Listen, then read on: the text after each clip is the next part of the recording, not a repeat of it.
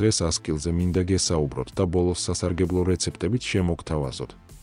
ასკილი საუკუნეების განმავლობაში განსაკუთრებით ზამთარში ადამიანის საკვების და მისი ორგანიზმის ვიტამინებით მომარაგების მნიშვნელოვან წყაროს წარმოადგენდა. ასეთი მნიშვნელობის გამო მასთან უამრავი მითი და კულტურული ტრადიციაა დაკავშირებული და არაერთი ისტორიული და სიმბოლური მნიშვნელობის მატარებელია. ასკილი სიყვარულის, სილამაზისა და სიცოცხლის სიმბოლოდ ითვლება. მისი ვარდისფერი ან თეთრი ყვავილები ხელოვნებაში სიყვარულის სიწმინდესთან ასოცირდება, ხოლო მისი ეკლები გვახსენებს, რომ სილამაზე სირთულეები შეიძლება ახლდეს. სწორედ ასე ასკილი ძველ ბერძნულ მითოლოგიაში სიყვარულისა და სილამაზის სიმბოლოდ ითვლებოდა. ლეგენდის მიხედვით, ასკილის ბუჩქი გაჩნდა მაშინ, როდესაც ვენერა მის საყვარელ ადონისს დასტიროდა და მისი ცრემლები და ადონისის სისხლი მიწას ერწყმოდა. ასკილი ამ სიყვარულისა და ტრაგედიის სიმბოლოდ იქცა. რომაელები ასკილს სამკურნალოდ სხვადასხვა დაავადების წინააღმდეგ საბრძოლველად, განსაკუთრებით კიხველის, სიცხისა და საჭმლის მონელების პრობლემების დროს გამოიყენებდნენ. ასკილის ლათინური ერთ-ერთი სახელი როზა კანინა ქართულად ძაღლის ვარდს ნიშნავს. ეს სახელი იქედან მოდის, რომ ძველად სჯეროდათ, რომ ასკილის ფესვები ძაღლების ცოფის სამკურნალოდ გამოიყენებოდა.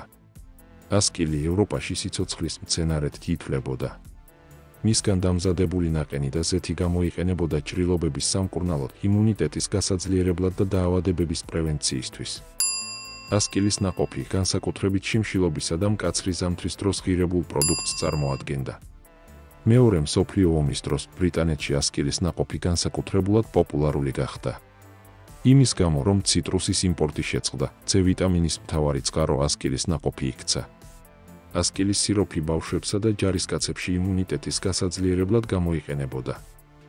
საქართველოშიც ასკილს ტრადიციულად სამკურნალო მიზნებისთვის მოიხმარდნენ. მის ნაყენს დღესაც ხველის, სიცხისა და ნაწლავების პრობლემებთან გასამკლავებლად ამზადებენ. ასკილს არც ჩვენს დროში დაუკარგავს აქტუალურობა. იმუნიტეტის გაძლიერებიდან კანის ჯანმრთელობის გაუმჯობესებამდე ის თავისი სამედიცინო თვისებების გამო საყოველთაოდ აღიარებული საშუალებაა. დღეს ჩვენ ასკილისად მთავარ სარგებელს გამოვყოფთ და იმაზეც ვისაუბრებთ, თუ როგორ შეგიძლიათ მისი ინტეგრირება ყოველდღიურ ცხოვრებაში. დავიწყოთ იმით, რომ ასკილი იმუნიტეტისთვის სუპერგმირს წარმოადგენს. ეს ნაყოფი მდიდარია C ვიტამინით, ამ მხრივ ის ერთ-ერთი ყველაზე მაღალი კონცენტრაციის მქონეა ხილს შორის. სწორედ ამიტომ ის შესანიშნავად აძლიერებს იმუნურ სისტემას და ეხმარება ორგანიზმს, გაუმკლავდეს გაციებას, გრიპს და სხვა ინფექციებს.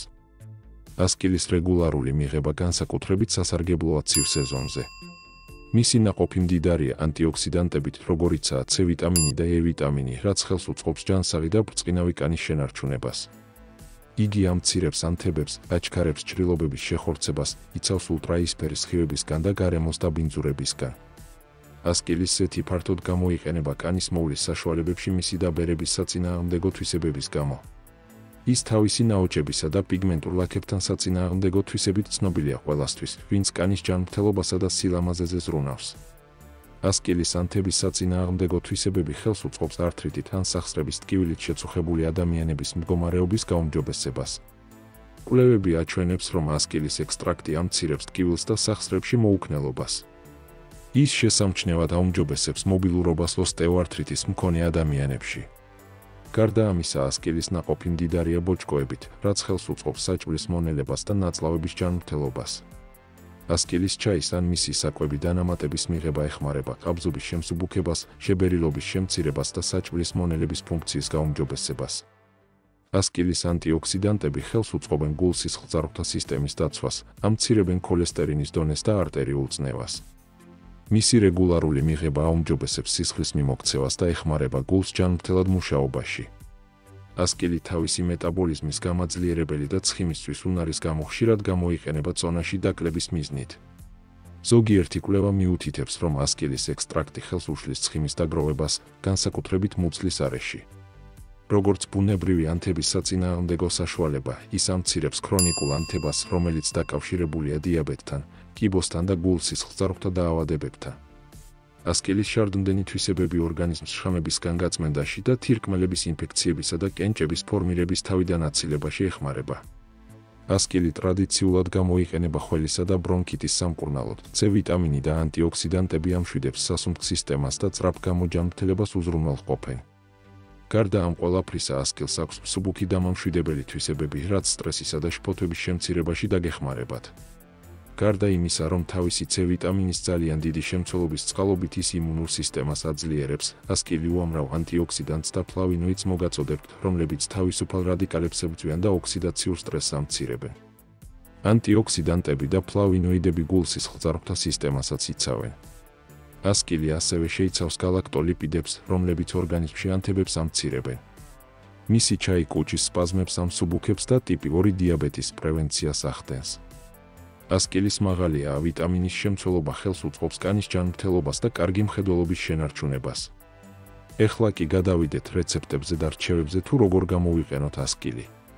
პირველ რიგში მინდა გირჩიოთ ასკილის დამუშავების დროს ხელთათმანები იხმაროთ, რადგან მისი ნაყოფი ქავილის გამომწვევ ნივთიერებას შეიცავს და ზოგი ადამიანისთვის ეს განსაკუთრებით უსიამოვნო შეიძლება აღმოჩნდეს. ასევე მინდა გაითვალისწინოთ, რომ პირველი ყინვების შემდეგ ასკილი განსაკუთრებით სასარგებლო და ადვილად მოსანელებელია. რადგან ასკილის ჩაის დაყენება ისედაც ყველა მიცით, ამაზე აღარ შევჩერდები და პირველ რიგში ასკილის ზეთის რეცეპტს შემოგთავაზებთ. ასკილი კანისთვის სასარგებლო ბევრ კომპონენტს შეიცავს.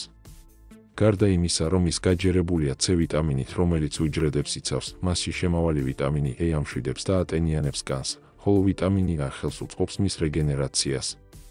ასკილის მარცვლები ბევრ სილიციუმის მჟავას შეიცავს, რაც შემაერთებელ ქსოვილს და შედეგად კანს სიმკვრივეს სცემს. ასკილის ზეთი იდეალურია სახის კანის ყოველდღიური მოვლისთვის. კანის სარეგენერაციო და ნაოჭების საწინააღმდეგო ასკილის ზეთის მოსამზადებლად დაგჭირდებათ. 2 სუფრის კოვზი ან 20 ცალი ასკილი. 150 მლ ნუშის ზეთი. ასკილი დაჭერით და ზეთი დაასხით. წყლის აბაზანაში მუდმივი მორევით გააცხელეთ, ისე რომ არ ადუღდეს, დაახლოებით 70 გრადუსზე. ნელა ურიეთ. გადმოდგით. 1 საათის შემდეგ კარგად გაწურეთ და პატარა მინის ან კერამიკის ჭურჭელში გადაიტანეთ. გამოყენებამდე შეანჯღრიეთ. ყოველდღიური მოვლისთვის შეიზილეთ ოდნავ ნამიან კანზე, რათა ზეთი უკეთ შეიცოვოს. გაციების საწინააღმდეგო ტინქტურა. უზრუნველყოფს კარგ ძილს და ეხმარება გაციების დროს. 2 კოვს გამხმარ ასკილს 250 მლ არაყი ან თეთრი ღვინო დაასხით. 10 დღის განმავლობაში თბილ და ნათელ ადგილას დადგით, პერიოდულად მოურიეთ. დროის გასვლის შემდეგ ტილოთი გადაწურეთ და სითხე მუქ ბოთლში გადაიტანეთ. ასკილის ტინქტურა შეგიძლიათ ცივად ან ცხლად მიიღოთ.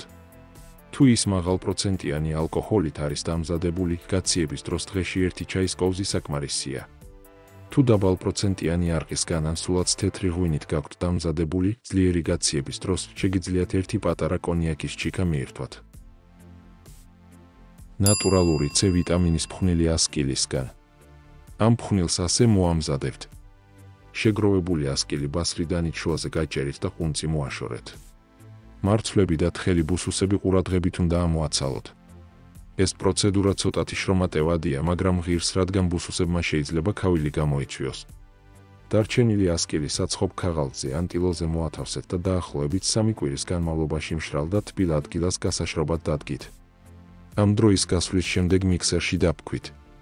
C ვიტამინი სინათლისადმი მგრძნობიარეა, ამიტომ კარგად დახურულ კონტეინერში, მშრალ და ბნელ ადგილას 1 წლის განმავლობაში შეინახეთ.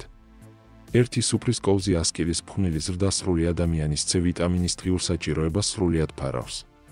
იგი კარგად შეიძლება დაემატოს მაწონს, იოგურტს, წვენს და რაშიც თქვენ მოგეწონებათ. ასკილის გაციების საწინააღმდეგო კამფეტები. დაგჭირდებათ 500 გრამი ასკილი. 1 შეკვრა ჟელატინი. 250 გრამი შაქარი. 4 სუფრის კოვზი ფორთოხლის წვენი. 70 გრამი ვანილიანი შაქარი. ცელოფანი შესაფუთად. მომზადება: ჯერ ასკილები გარეცხეთ, მოაცილეთ ყუნწები და ყვავილის დარჩენილი ნაწილი, შემდეგ წყლით დაფარეთ და 30 წუთის განმავლობაში ხარშეთ. გადაწურეთ, ოღონდ სითხეს ნუ გადაურით. შეგიძლიათ ჩაის სახით გამოიყენოთ. ნაყოფი კი საცერში გახეხეთ და დაახლოებით 250 მლ, ანუ 1 დიდი ფინჯანი ასკილის მასა უნდა მიიღოთ. ამის შემდეგ ჟელატინი, შაქარი და ფორთოხლის წვენი აურიეთ და 10 წუთი გააჩერეთ. ნელა გააცხელეთ და თან მუდმივად ურიეთ, სანამ სითხე გამჭვირვალე არ გახდება. დაამატეთ ასკილის მასა, კარგად აურიეთ და გააცივეთ. მასისგან ჩაის კოვზით კამფეტების ფორმის პატარა ნაწილები ჩამოწყვიტეთ, ვანილიან შაქარში ამოავლეთ და გასაშრობად დადეთ.